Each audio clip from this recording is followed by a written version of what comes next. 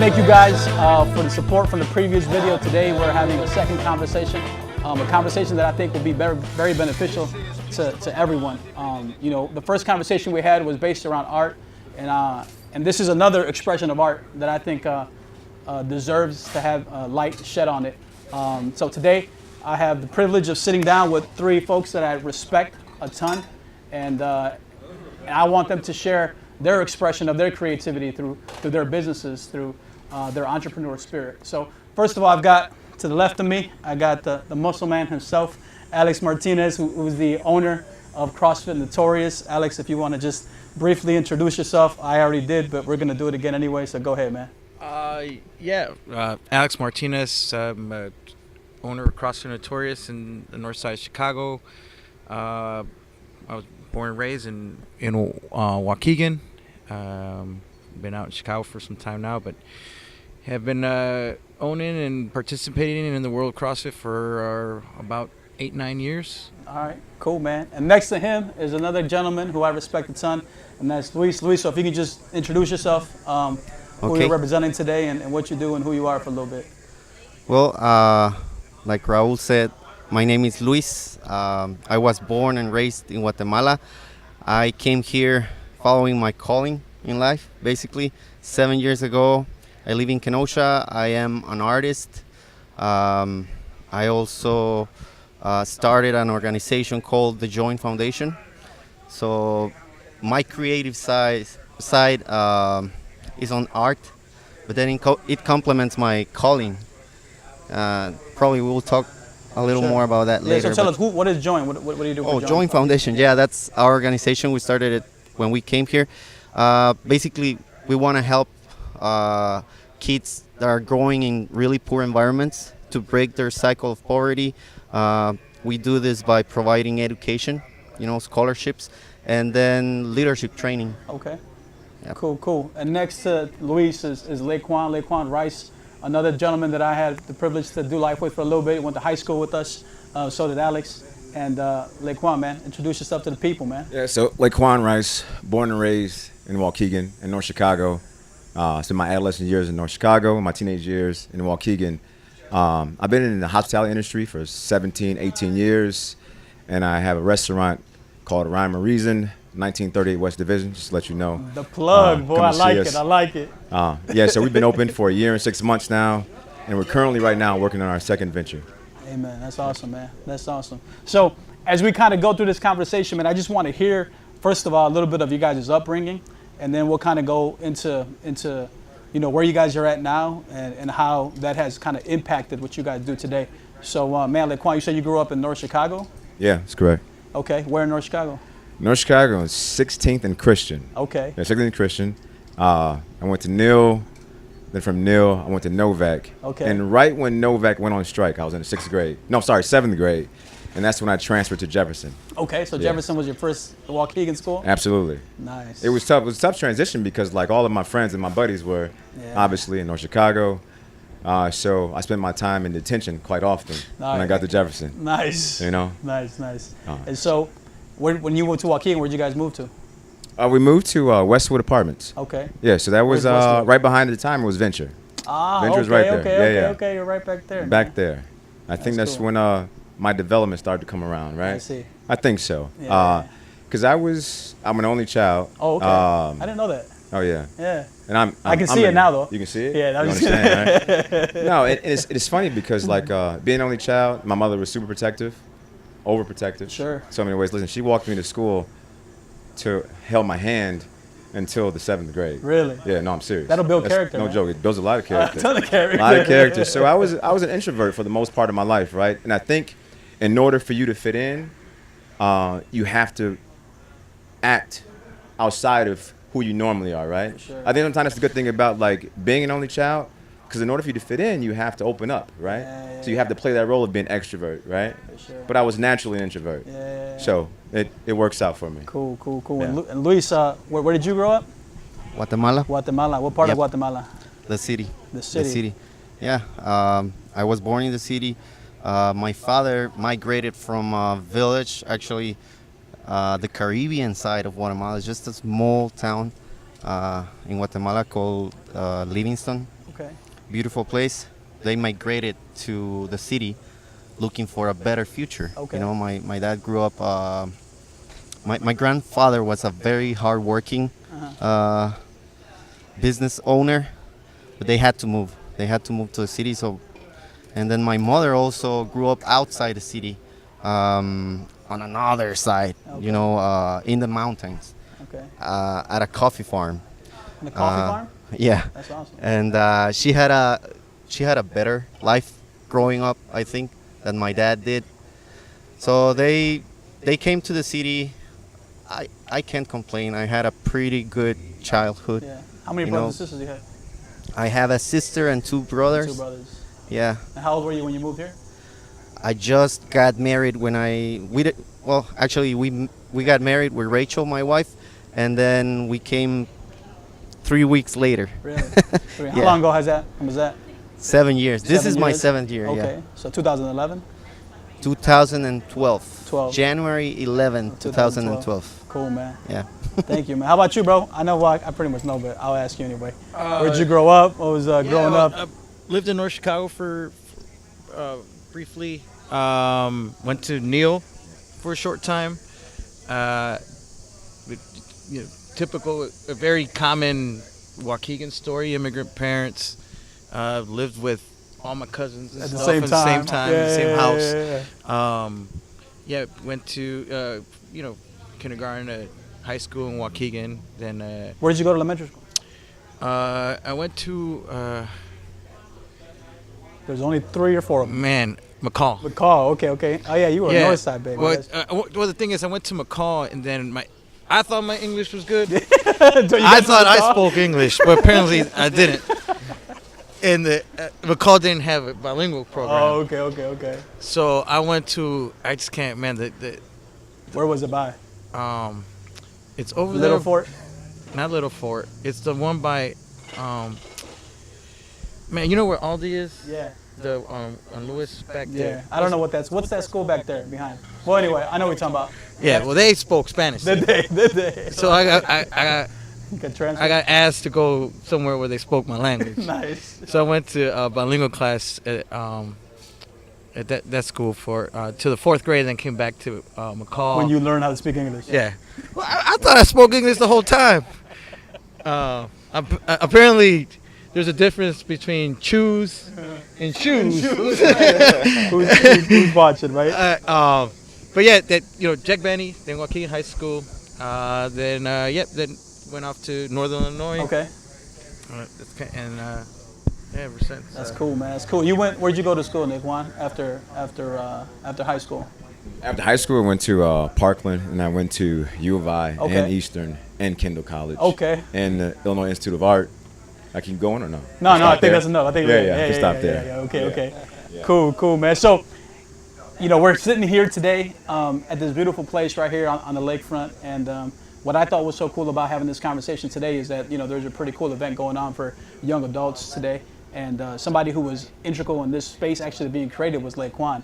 So I just want to talk about that creativity right in. I mean, you guys all at some point have started something from nothing, right? Whether it was the CrossFit gym, join, and even this, and then Rhyme and Reason after that, which, for the record, Rhyme and Reason is one of the best soundtracks ever. I don't know if you ever heard that soundtrack. You heard that soundtrack, Rhyme and Reason soundtrack? Rhyme and Reason soundtrack. Yes. But not Rhyme or Reason. Right. So Rhyme and Reason, yes. soundtrack. Great Yes. soundtrack, yeah. Every it is. time I hear It is. that plays, I'm like, man, that's a dope soundtrack. But Yeah. look it up for all you guys out there. Never mind. We'll go back to that. I'll vouch for the drinks. You'll vouch for the drinks there. Been there so- plenty of times. And so if you could just talk to us about the creative process of creating this space, and then also kind of where you're at today. But man, just talk about that process of starting something from nothing, man. Yeah, so that was tough. I think I got to a point in the industry where, you get to an end. I've worked every position in front and back of the house except for chef. And it was I think it's kind of time for me to, maybe venture off into my own. I've been an AGM, front of the house manager, head mixologist. So it was man, but I think I wanted to own my own. I always did in Waukegan. I think it was 2000 or 2001. Skidmore, Ownings, and Merrill had came out with the 20-year redevelopment plan for Waukegan. And I remember jotting down on paper, every different venture I wanted to open in Waukegan, right? Between Genesee and on the lake, right? And so I was just excited, and it never left me, right? So when I had the opportunity, it was like, I think this is it. So I met with the local architect, and at the time I had one of my good friends who potentially going to be, he was a football player too. He was going to eventually be my main investor, right? So we had went through renderings and drawings at the space that is, it's the space where they showcase the art. Okay, right which here. one? There's a bunch of them now. But It's the nicest one, nicest building. Okay. Right here, brand new. Right It's- across the street from the Genesee Theater? Yeah, right across the street, right? Yeah. And so I wanted to do like an upscale sports bar, right? Yeah. But it was because I think sports in itself brings everybody together. For sure. So all in all, we were negotiating the space because the city owned it. Okay. So it was like, listen, you guys own the space. Obviously, anytime it takes to build up, a brand new restaurant, it's going to take time, right? So we didn't want to pay rent right away. Sure. So at the time, we were negotiating a 7-year lease, rent-free.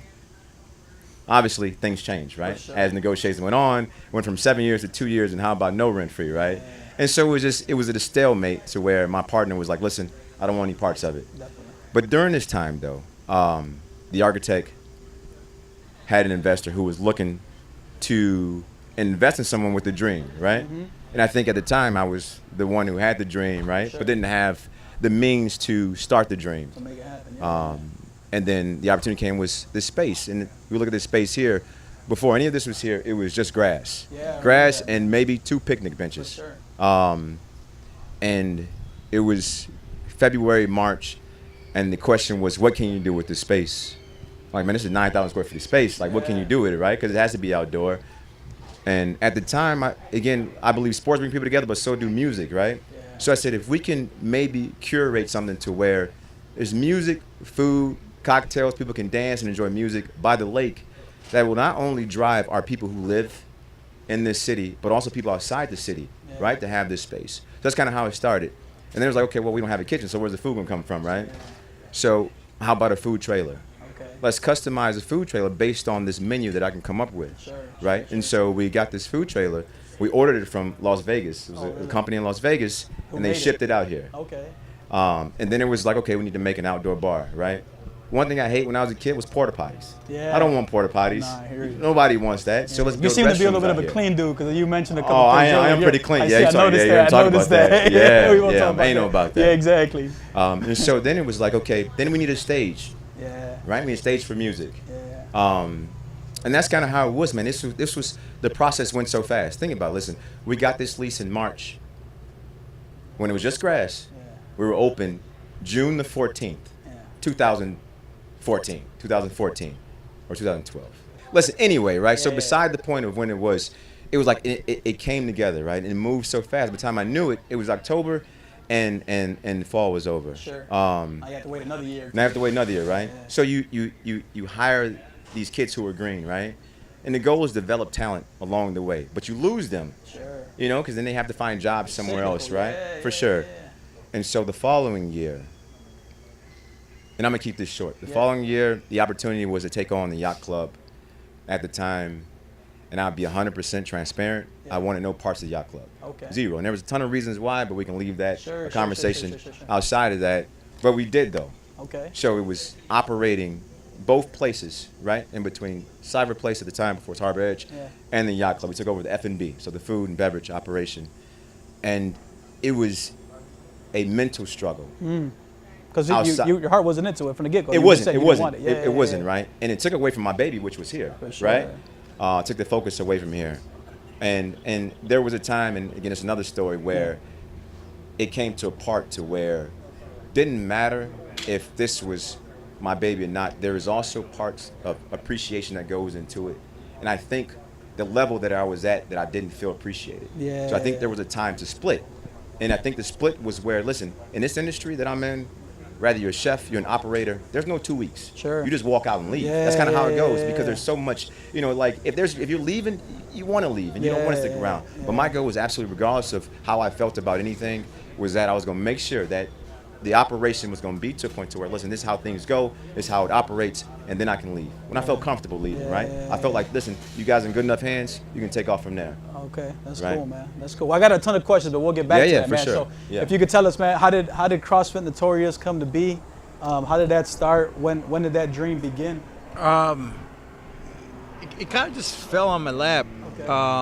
You know, it grew from, you know, bar conversation, you know, cocktail napkin, jotting down numbers. I had been involved in the sport for a little bit. Had been going and with some friends. So you were going to another box already in the city?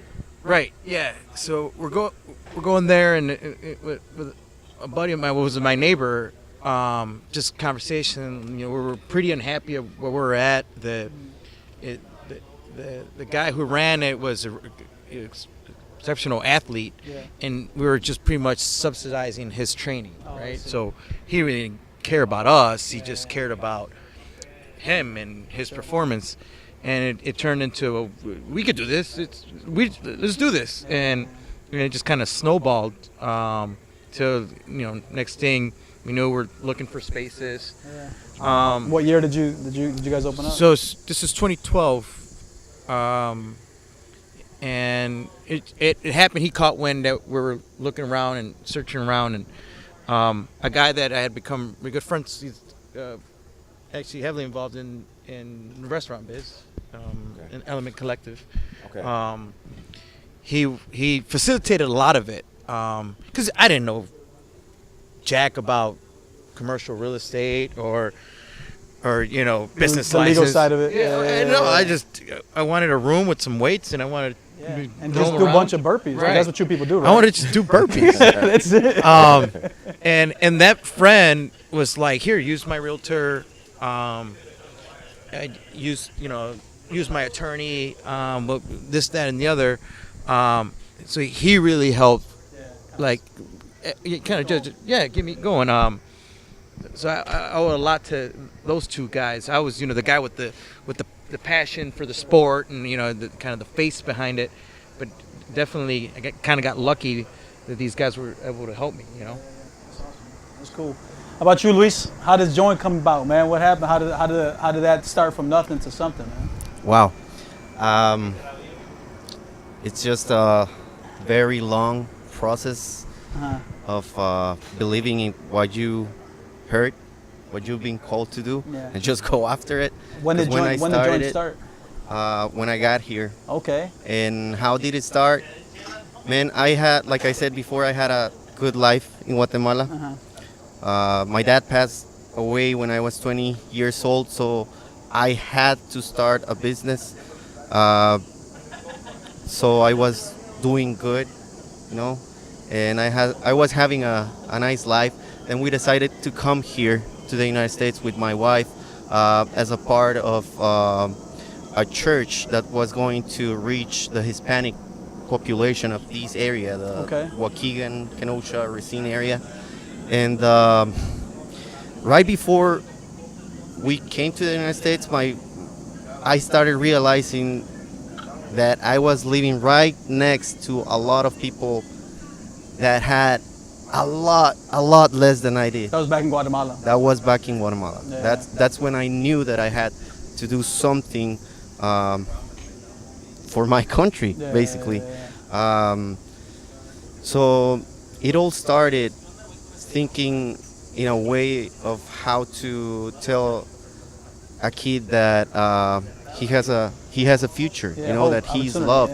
And it started with a small project about giving sweaters on Christmas. 2012, my brother-in-law told me, you know what, I have this idea of doing give me a sweater project or something like that. Josh, you know him. And I'm like, we should do that. We should do that. But once I set my mind into something, I start studying. And I realized that giving out sweaters, it was a great idea at the time to start something, but it was not going to solve the problem of not even in a middle term.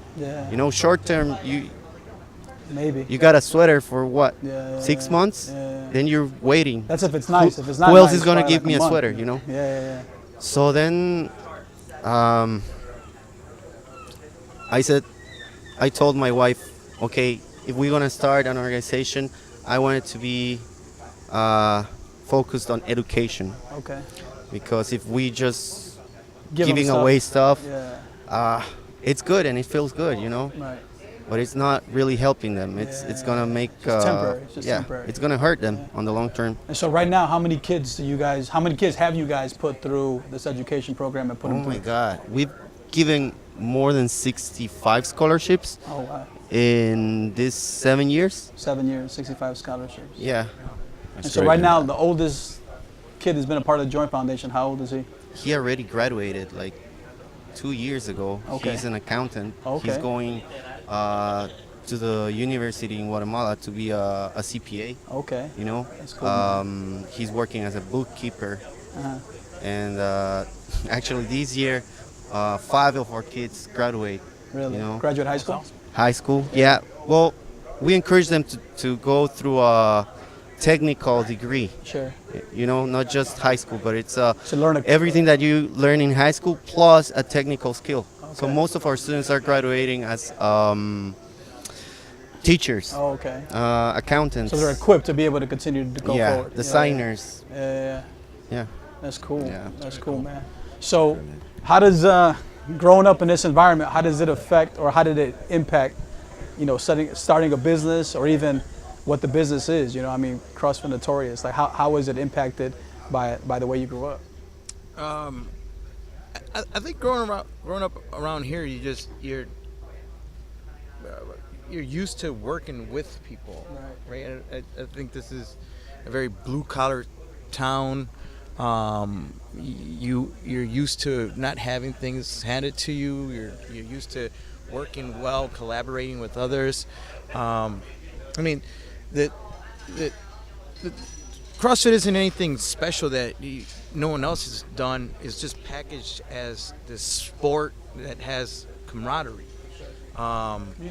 It's a community, right? And when you grow up in a community that's kind of active as Waukegan is, growing up with you and your brothers and stuff, and always seeing each other and talking, and you have that sense of community, and there's no difference in CrossFit, right? You're just part of this team, and people want to be part of the team. So growing up here kind of just prepares you for that. You're used to dealing in a diverse environment And being different, being able to I guess fit in different situations, right? Exactly. So CrossFit as a whole, and even in the city of Chicago, it's not very diverse. It's kind of more affluent people can afford it. It's in the more affluent neighborhoods. We're kind of lucky to be on the side of the tracks that's really diverse. We're very probably the most diverse, or the minority CrossFit in the state. Okay.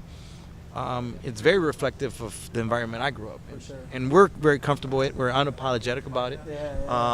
We kind of own it, and people within the community feel comfortable. That's cool. There's there are people at our CrossFit that don't speak English. We can adapt to that. When people see you doing something and you look like them, they're more likely to buy into what you're. I think that's so important, man. I think that even like this conversation that we're having, that's why I think it's so important, because I think that as other people in the community see this, as younger folks see this, I think it's important for them to be able to see people that look like them, that talk like them, who grew up in the same environment as them, and understand that there is opportunity, right? There's opportunity, there's ways to creatively express yourself through, whether it's art, whether it's music, and even through business, man. We talk about the creativity, and I don't think that people make that connection on how creativity and how artistic this expression of creating something, right? Whether it's a business or whether it's a painting, it all takes creativity, and it takes an expression of who you are to be able to put that together. So, Rhyme and Reason, man, how now you're there. How long have you been there? How does growing up here, how did that impact and mold what that space has been, man? Tell us a little bit about that. Man, yeah. So it's been a year and 6 months. Obviously, Okay. we got in the operation before that. For so we sure. did a But it's complete been open to demolition. the public for sure. for a year Open and to the 6 public months. for a year and 6 months. The greatest thing I take from Waukegan is having the ability to relate to other ethnicities. Alex, you had talked about, being diverse here. It was great. Listen, I got my Hispanic friends, I got my, my Filipino friends, my white friends, my black friends. Like it was great. Like that was for me. And when I got to college, it wasn't that way. I had a hard time fitting in because it was so segregated. Yeah. And Alex talked about Chicago. Chicago is very similar in so many ways. There's many different people there. There is segregation based on your wealth, based on your education. Yeah. And sometimes based on like where you're from, where you grew up at. For sure. So is that kind of like a shock when you go into those environments when you're used to an environment like this and you go into, say, the university or even the business world when you're just, there's nobody else that looks like you. Absolutely. Or talks like you, man. Absolutely. I don't know about you, but I was never, you grew up here. When I went to university and just like the whole like the popular kids and the jocks and the shit that we didn't ever see any of that. You know what I mean? Everybody we had like was everybody. everybody was everybody. I mean, there was like the gangbangers and the pregnant girls.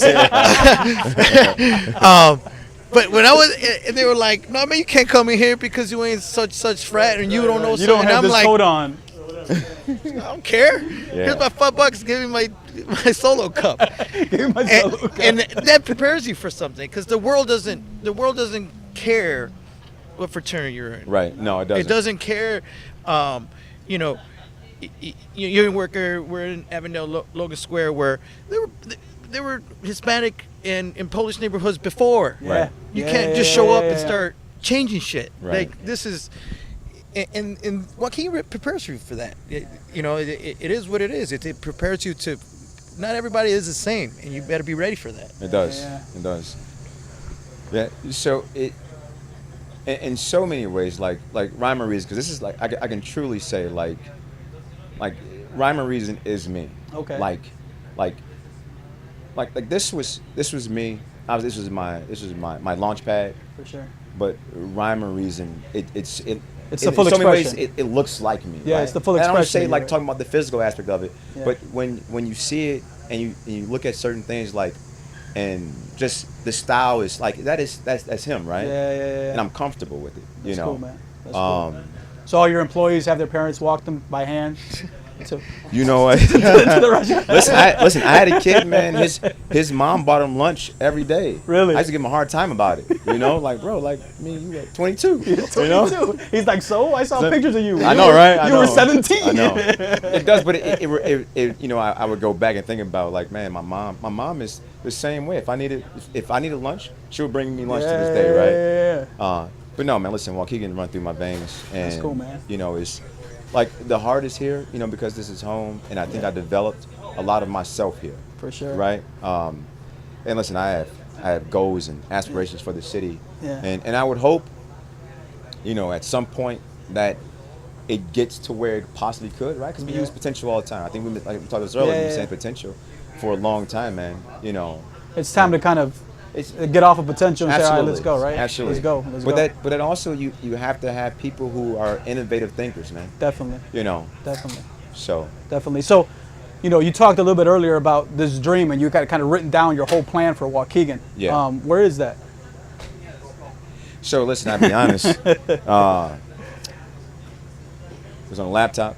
After I wrote it on paper, and had Yeah. a bad relationship, and Yeah. So it's broken. It's So gone. it's broken. But listen, But it's still inside you. it's though, still right? inside me. It doesn't go Yeah. anywhere, right? Yeah, Because yeah, those are things that you wanted to do, man. Like I could just rail off right now. Like sure. it was 9. It was 9 to be complete, right? And if it's not me, I hope someone with the passion, because you have to have passion, right? You have to Definitely. have passion.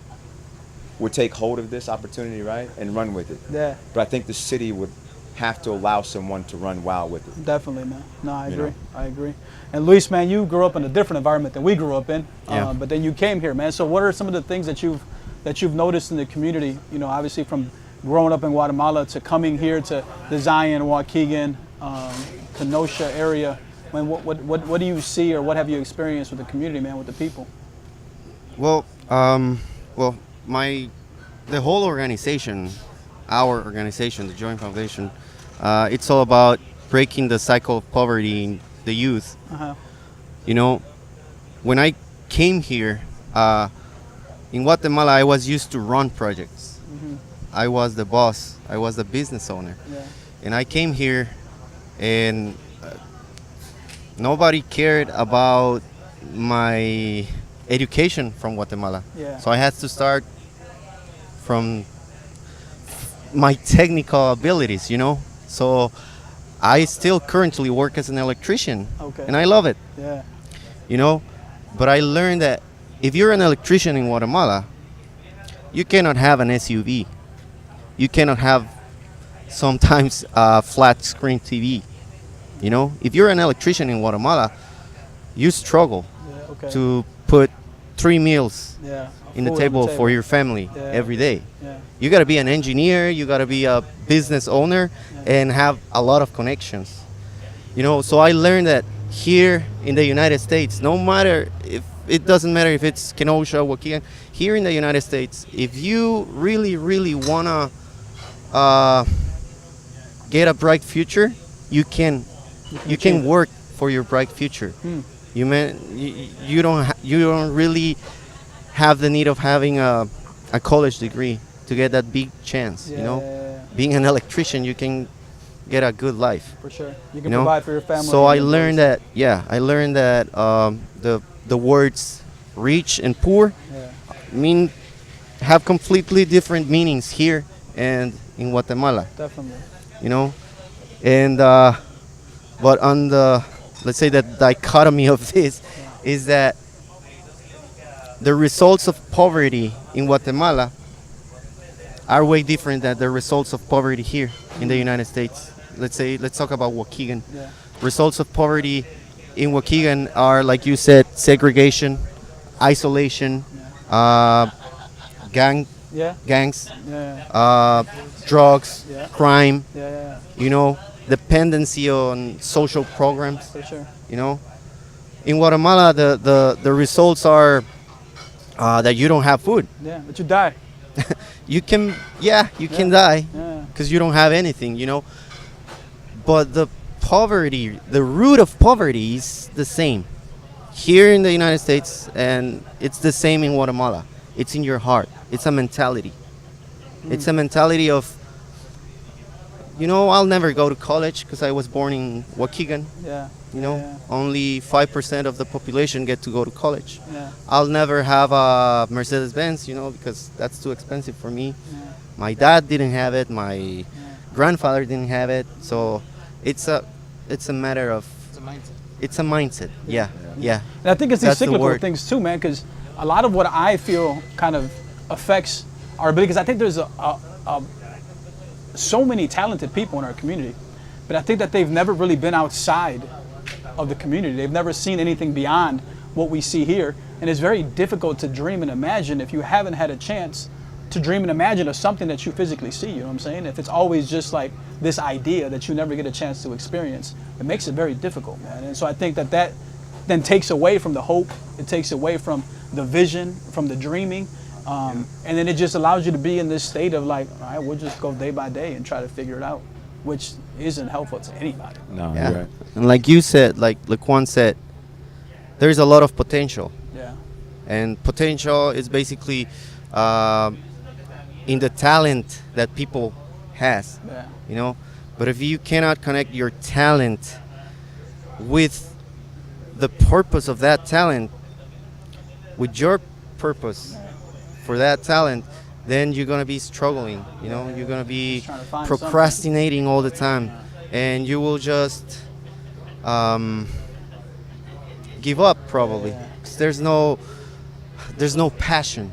So, for that. So based on that conversation, LeQuoine, and then we'll ask Alex the same question. If somebody who was in their 20s, right, wanted to, if you found that person who had the passion, who wanted to accomplish these things that you initially wanted to accomplish and wanted to start their own business, what advice would you give them, man? What would you tell LeQuoine at 21, man? LeQuoine at 21, I would say that failure is absolutely important. Like that's my driving force, right? Like it's important to fail because Yo, that's but how think you about learn. that. I gotta stop you right there, bro. Think about that. In the era that we live, in this Instagram Snapchat era, man, you can't fail. No one posts like, yo, check it out, just open up this spot. No one's here. You know what I'm saying? Like that's crazy though, because I think that, man, bro, failing and not being afraid to fall then allows you to leap and go because you're not afraid. That these kids live, I hate to use these kids, you know, generation before us, man, they can't be real with that, man. They just can't do it, man. So go ahead, man. I'll let you finish, man. But I you're think right that's about important, that. man. Listen, and just to talk about that, like I think as parents have to recognize that and do a better job of parenting, right? Yeah. I think that's where it all stems from, right? Like, listen, the world will blame, you know, reasons why people are the way they are, except for looking in the mirror. Is that, listen, I born this and raised this child, right? Like, you guide them. Sure. You know, you direct them to where to go, right? Yeah. But to go back to what the question you had asked me is, definitely failure is absolutely important, right? And I think sometimes listen, I know what I'm good at, right? Yeah. And I know what I'm weak at too, because it's about self-awareness, right? So I focus on my strengths. Yeah. My weaknesses are there. I'm not gonna waste my time with that yet, right? I'm gonna maximize my strengths, right? And I'm gonna be great at those. My weaknesses, they'll come along. I'll figure it out at some point. But my main thing right now is to focus on my strengths. That's where teams come into play, right? Like understanding, like I don't have the ability to do this, so I'll bring somebody along beside me that can complement what I'm not able to do, right? Absolutely. And so I think that's so important, man. Same thing to you, man. What do you tell 21-year-old Alex is driving the Cougar with the 20-inch rims on that bad boy? What do you tell him, bro? The chrome rims go out of style. They go out of style soon. And they're really expensive. They're really expensive. Invest in something else. No, you know, without failure, you never reach a lessons learned, right? Right. Lessons learned come from failures. You're gonna fail. My biggest thing is ask questions, ask for help. Yeah. It's okay to screw up. It's not okay to screw around. You're gonna fail. You're gonna screw something up, and if you don't know, ask. That kind of goes for everything, you know. Right? If you don't know what it entails to open up juice bar at my gym, be like, yo, LeQuan, what do you think about, you know? Ask before I go and screw up and have the city shut me down. Exactly right. There's just things that you just learn, man. You ask, and don't be afraid to ask, because that's the only way you're going to find out is to ask. There's people who will help you if you ask. Well, I mean, most people who are successful and they have an ability to do things, they want to share that, right? They want to be able to say, man, this is how it works. This is how it worked for me. This is how it didn't work for me. But I think that, you know, I hope that we're not, you know, coming up to a generation who's completely afraid to fail and will do whatever it takes to not fail, because that's not realistic, and there's no growth there, man. There's no growth there. Yeah. How about you, Luis? What do you tell 21-year-old Luis? You're probably the youngest one here. How old are you, man? I'm 34. I'm 34? not that young. Yeah, you're the youngest one here, man. You're the youngest. Really? I won't even ask LeQuan how old he is. Come on, right? I know. I'm learning a lot. Yeah? Yeah, from these two guys, from Good, you. man. I always learn from you. Oh. And I would tell myself that never stop learning, you know. And when you have a dream and you don't know how to do it, you had the dream for a reason. Yeah. It came to you. It didn't came to him or him. It came to you. Yeah. You know. So maybe God put it there. Sure. You know. And along the way of achieving your goals and getting that dream to come true, there's going to be a lot of giants, you know, but you're going to be able to defeat them because no matter what you heard when you were growing up or what your teachers said or whatever, whoever, you are enough. Right. You are enough, and you're good enough to do whatever you want to do. You know, you just got to have a big dream, divide it into small goals, and go after each one of them. Yeah, individually, right? Small. Yep. Break it down. And you got a future motivational. Look Man, at he that, does, man. Check it doesn't out, bro. We're gonna make him. no, Getting motivated right You're now. ready to go? You're ready to go? You're like, I want to start this juice bar in my gym. It's just experience and learning. I gotta learn every day, and I gotta be able to motivate our kids in Guatemala. Definitely. And I have big dreams, and I know I'm gonna achieve most of them because I know I have God in me. Yeah. You know. I mean, and I'm just a common guy. Yeah, you you're know? just a regular dude, man. Just I'm an an electrician average from guy. Guatemala. Yep. Amen. That That's cool, man. believes that can do big things. Yeah, You know. definitely. And Man, if I could everybody add like can. one thing like that, I think in my life when things kind of started to kind of like shift and change and things made a little bit more sense, is when I came to a realization that as soon as I lived my life where things weren't about me and they were about others, right? They became about my son, they became about my wife, they became about my community, they became about others. Then I was free to kind of do many things, right? And then at that point, I wasn't afraid to fail. I wasn't afraid to get dirty. I wasn't afraid to what was coming because it wasn't about me, right? I was trying to accomplish things for others. And I think that, man, that's a huge thing to be able to get beyond that failure piece is when you realize that this isn't about you, right? And so your restaurant, it isn't about you, right? No. It's about others, right? It's about how do you serve others, your box. Same thing. If it was just about you, then that's why you left the other box, right? Because it was just about one person. Right. If you think your problems are, if you have problems or you see problems, take on bigger problems. Like you said, take outside of you. For sure. Then your problems are small. Definitely. And you can kind of see beyond those circumstances. I mean, you make a lot of sense. Yeah. Well, thank you, man. I appreciate that. So, what's next, man? Where you guys? You know, I know you said you're talking about setting up. You guys are opening up a second location. Where's that at? What's next, man? It's in Evanston. We've already started demo. Okay. We started to build out in about 2 weeks. Nice. The goal is to be open. Listen, I say October, but it'll probably be November, right? Yeah. But we're excited about it. We think we're going to do well. We're right by the campus. I think what we're trying to do, it's an available space for it, right? Like I explained to you, like we're doing a taqueria. Yeah. So high volume tacos, margaritas on tap, huge patio deck, right? So we're definitely excited about it, and we have a bigger project in the works in Chicago and the Gold Coast. Can't really talk about it because it's illegal. Sure. But It's illegal. Wow. It's in okay. in legal. I thought you said it's illegal. No, It's like, never mind. My kind of restaurant. No, so that's kind of where we're at, man. I'm excited. I will say this too. Listen, for anybody who's listening and for entrepreneurs in general, like this is one of the loneliest professions to get into. There's days where they're great, and you have more bad days than great days, right? And I say that wholeheartedly just because I know what it's like. But it's the most rewarding. All right. Out of all, if you can make it through, you can make it. That's cool, man. Yeah. That's cool. How about you, Luis? What's next, man? What's the next couple months or years look like for you guys for Join? For Join. And for you too, man. For me. Yeah. I don't know yet. Okay, that's a fair. I have big dreams, like I said, fair. and I'm just following them. But for Join, we're gonna start the Join Leadership program here in the United States.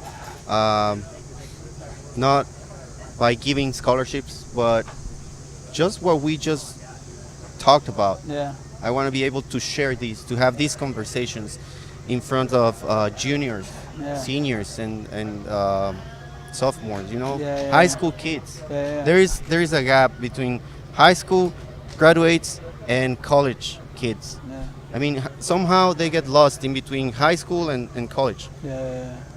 You know, they're just not getting to college. Yeah. So if you get to inspire them Yeah. at that age and promote their dreams and mentor them, that's basically it. The future for the Join Foundation here in the United States is start the Join Leadership, which is a mentoring program. Okay. It's about giving them conferences, mentoring face to face. You know, people like you guys. You could have a couple of teenagers following you. You know, just 5 minutes on the phone every week, and you get to change the future of that kid. Yeah, that's true, man. That's what we want to do. Yeah. How about you, man? Where's CrossFit Notorious? What's next? Where y'all at? What's going on with you? The focus right now is it's really on the community, growing the community. Just today we've had a CrossFit Games athlete from Brazil who had been training with us stateside. It's going away, so we're all getting together. for pizza. Okay. You guys are allowed to eat pizza? You We're guys just allowed don't to- eat rice cakes all the time? Food is fuel. Really? Food is fuel, really? And, but no, just growing the community, man. Yeah. I kind of owning that piece that we're family. Sure. We're expanding the family. That's cool, man. That's cool, man. Well, man, we'll wrap this up in a couple minutes here, man. But just as we kind of finish this off, just want to, first of all, give you guys an opportunity to tell where people can contact you guys or can see you, whether it's Instagram or I don't know what people use nowadays, whatever, Snapchat or whatever, or your website, if you guys have a website. I don't know if anybody still has websites, but just an opportunity to kind of just share where you guys are at. And then also if you guys have anything else you guys want to add to the conversation, feel free to do so. But yeah, go ahead, LeQoinne. Yeah, so it's Rhyme and Reason Chicago, right? That is www.rhymeandreasonchicago.com. Reserve today. Nice. Right. And you guys got Instagram or? We got Instagram, we got a Facebook, we got a Twitter account. Uh-huh. You can call us too at 773-687-8240. Wow. Yeah. Just if you, People call, you they want to still chop use it the up phone. with LeQoinne, just They give him a still- call and he'll talk to you for however long you need, as long as For you sure, they still use order the phone. pizza. One thing I would like to say, listen, like you provided us this platform, and I appreciate you for doing that, Thank you, right? man. Like, this is great, you know.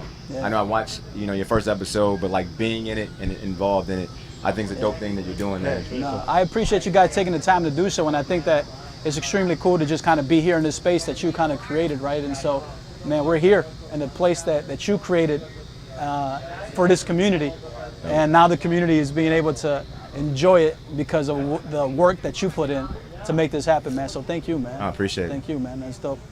How about you, Luis? Where can they find you? Well, we're on Facebook, thejoinfoundation.com as well. Facebook, just type in Join Foundation, and you'll see whatever we're doing that day or that week. Yeah, that's the way you can find That's us. good, man. Anything else you want to say before we finish up here? Thank you. Oh, okay. Thank you. Oh, I know you. I've been having great conversations with you. You inspire a lot of entrepreneurs to go to keep on growing, and yeah, let's keep doing this. Cool, man. Thank you. Thank you. How about you, bro? Where can they meet you? Where can they find you? You can find us at 2710 West Belmont in Chicago. You got a phone number? Can they call you just to chat like LeQoinne or no? No, don't call me. No, don't call me. We're pretty active on Instagram, at CF Notorious. Also have a website, CrossfitNotorious.com. Yeah, just anybody's more than welcome. Come, Nice. throw some weights around. Yeah. Throw up your first time? Throw up. Oh, yeah. There's plenty of buckets. Yeah. Plenty of buckets. But yeah, no, I reiterate what they've said is, man, thank you.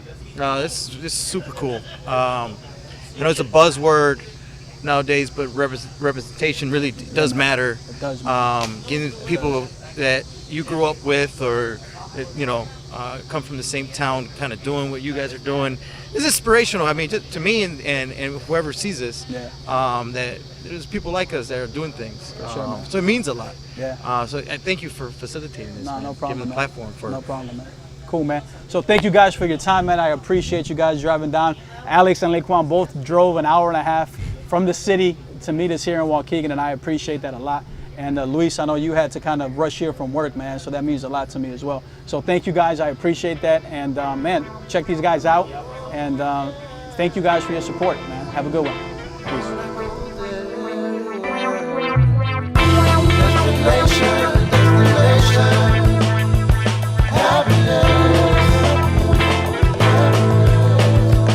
This is Peace for the Mind.